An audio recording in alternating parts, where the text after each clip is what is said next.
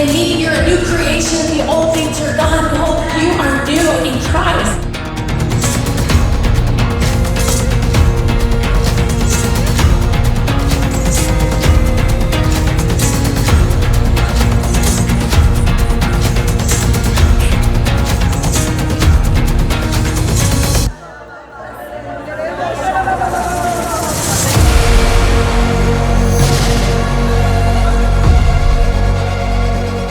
Because what we plant in this season, you are